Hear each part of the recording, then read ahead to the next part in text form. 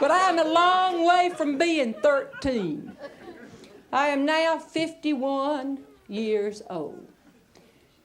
I lie in the bed at night, and I hear myself wrinkling.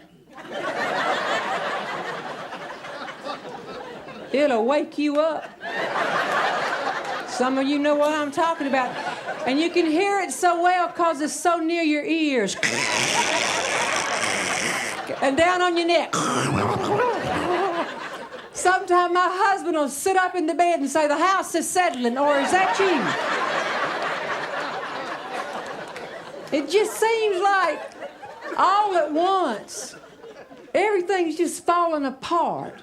I can feel the phone book in my hand, but I can't see any of the names. And so I went to the doctor and I said, I think I'm going to need some of these reading glasses.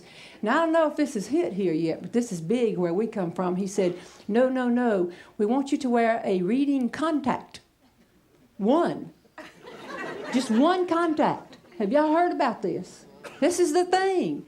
And I said, well, I don't mind that, but just I always felt like when I wore contacts, I'd get blue ones, and that one blue eye just seems like people would be looking at you funny and you'd throw them off or something. And at the same time, I went to the dentist, and she said, you're grinding your teeth. I said, this is a relief. I thought I was wrinkling. She said, no, you're going to have to wear a mouthpiece. Has this it here? She put some plastic in and said, come back, and next time you're in town, I'll have you a little mouthpiece. Well, at the same time, my hand was hurting. My husband and I are trying to learn to sign for the hearing impaired, and I work at the computer and play the ukulele. So talented. And my hand puffed up, twice larger than my left hand. And then my left shoulder, I could move it out here, but when I got ready to go backwards, I'd get it back there, and I couldn't bring it forward. So when I got back into town, the next time I went to the doctor that takes care of those things, and I said, squirt something in me, make me feel 48.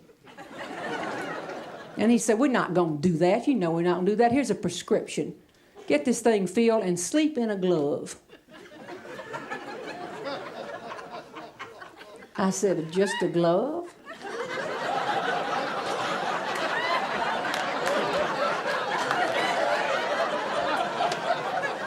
Boy, Heidi, my husband is 57 years old. Won't he be surprised? I get into bed and all I have on is a glove. He said, you know what I mean. Keep your hand and your shoulder warm. Go and get out of here. And on the way home, I stopped by and I picked up my mouthpiece. That night, I got ready for bed. Put lotion all over my 6'2" body. Got in the sheets twice, slid out on the floor. Finally climbed back in, was balancing there, and I had on one of Mother's little white church gloves. Little white button. And I'd pinned a pillowcase upside down on this shoulder on my gown, trying to keep my shoulder warm. And I put in my mouthpiece. And I waited on him. In a little while, he came in. I turned my blue eye right at him.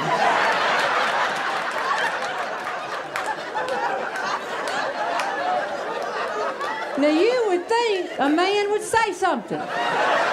Wouldn't you think the man would say something? He didn't say a word, just got into bed and turned off the light. But in a few seconds in the dark, I heard him say, why are you trying to scare me?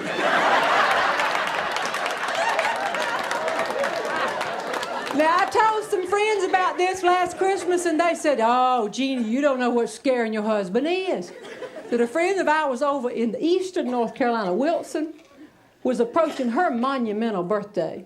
And her husband had said right much about, I didn't think I'd ever be sleeping with a woman this old. He himself was a shriveled up prune, but he had to say this about her. Her birthday was in the fall, so as it neared, she went out and got one of those rubber Halloween masks. The kind that fit over your whole head, of a very ugly woman. Must have been maybe 116, 17-year-old woman. The thing was so ugly, you could wear it and trick-or-treat on the phone. And she hid it up under her pillow the night before her birthday, and she slept on it all night, and she waited. Next morning, she woke up early, and without him waking up, she pulled that mask down over her whole head and lay back down and just bide her time. In a little while, he woke up and said, "Happy birthday, honey." She said, "Happy birthday, thank you." And he slid out on the floor.